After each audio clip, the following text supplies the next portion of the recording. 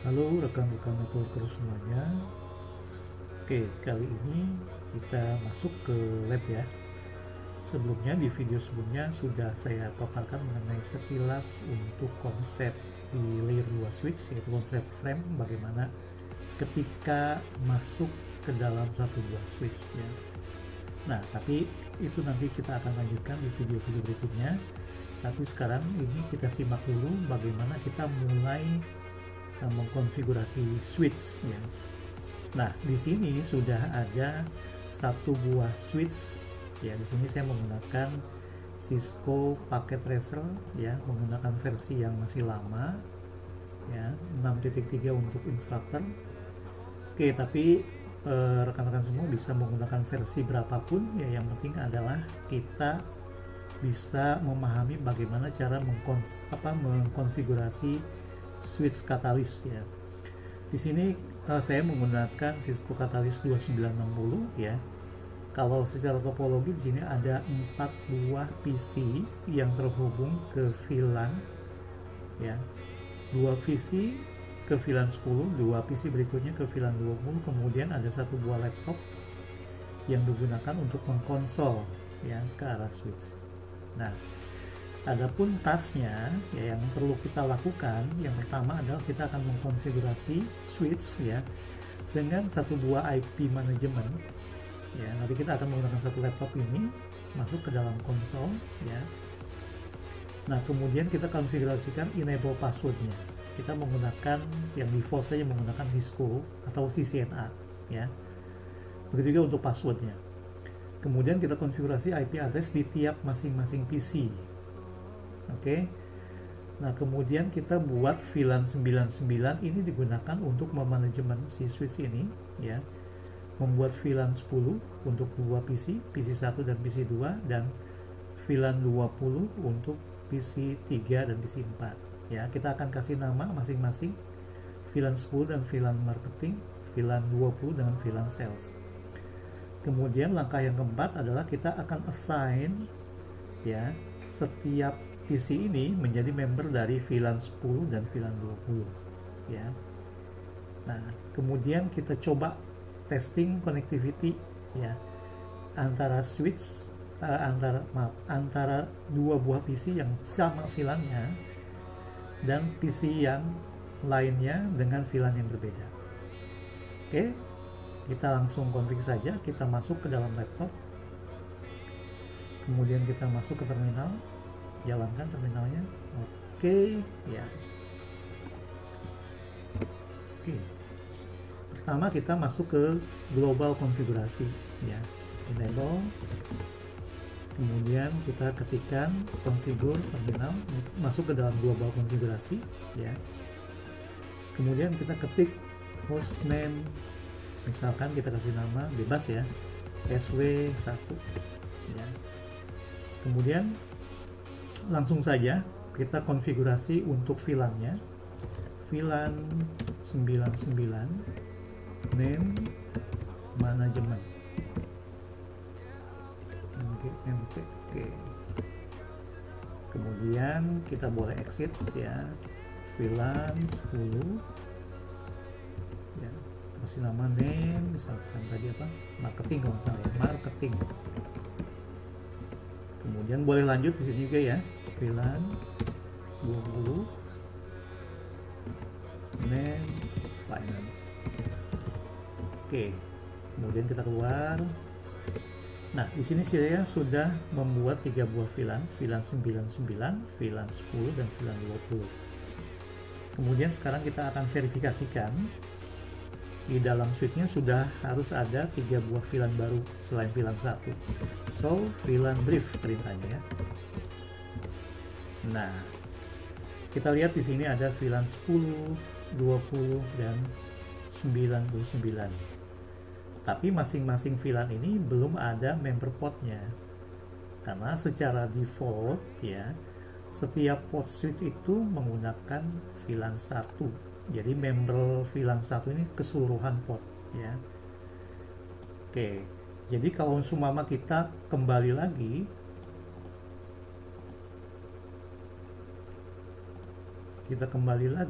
ya Di sini PC1 dan PC2, ya PC3 dan PC4 sesuai dengan topologi seperti ini. Kita akan konfigurasikan ya dengan VLAN 10 dan VLAN 20 ya. Tapi kita lihat dulu di sini, kita pastikan PC1 dan PC2 menggunakan segmentasi network yang sama ya. Misalkan kita buat IP address di sini 192.168.10.1 ya. Oke, kita nggak usah pakai gateway dulu ya. Kemudian PC yang berikutnya masih di VLAN 10 192.168.10.2. Oke, /24 tidak perlu kita kasih gateway. PC3 dan PC4 kita masukkan dengan segmentasi yang berbeda dengan VLAN 10. Oke, 192.168.10.1/24. Oke, PC4 ya, 192.168.20.2.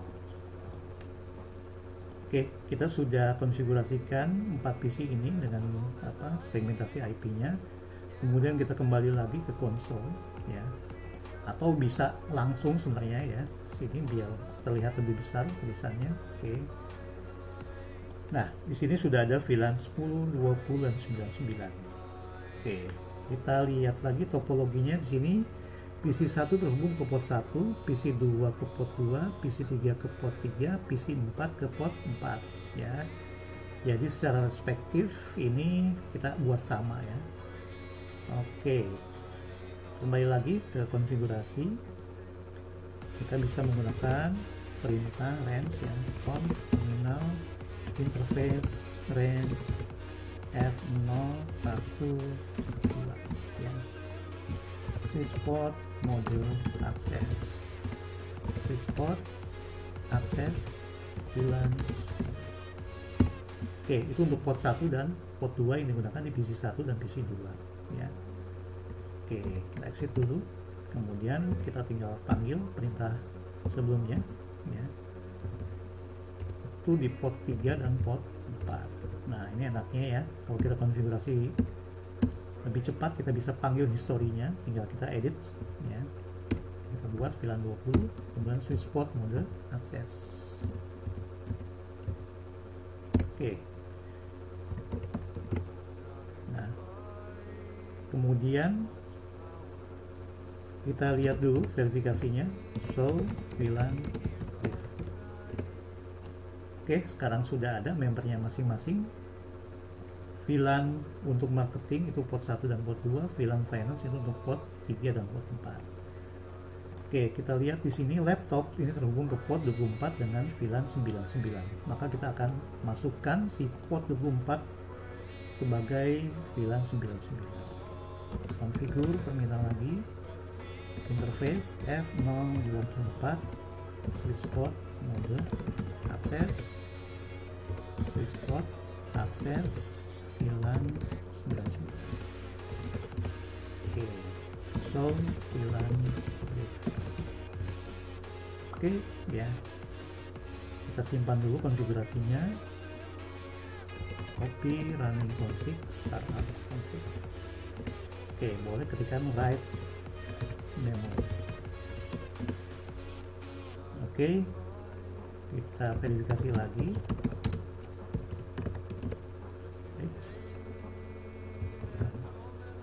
So ya, seharusnya oke ya. Oke, sekarang kita akan tes ya. Tadi setelah kita buat masing-masing portnya dengan member VLAN-nya masing-masing ya.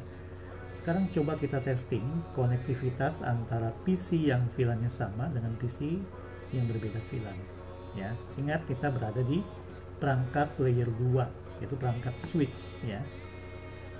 Kita coba ya antara PC1 dan PC2 bagaimana hasilnya. Kita lihat IP config dulu. Oke, IP-nya. Kemudian kita ping ke 192.168.10.2. Oke, bisa ya. Nah, sudah pasti nanti PC 1 dan PC 2 terhubung ya, karena mereka menggunakan VLAN yang sama. Sekarang dari PC 1 ke PC 3 atau 4 ya, atau kita lihat ke PC yang berbeda dulu, PC 3 ya. Oke, IP konfliknya kita lihat. Oke, 20.1. Coba kita ping ke PC 1. Apa yang terjadi?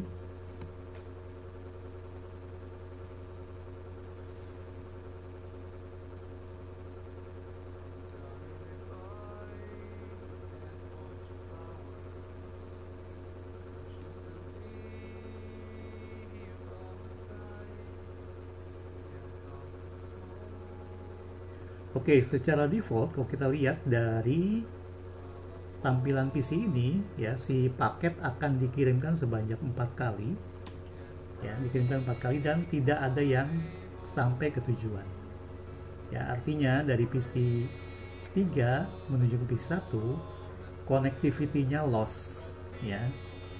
Kenapa? Karena kita masih menggunakan perangkat switch yang dimana switch hanya melakukan komunikasi menggunakan frame, atau di dalam switch ini kita bisa lihat ada MAC address table, yaitu alamat fisikal dari masing-masing PC ketika mereka saling komunikasi ya.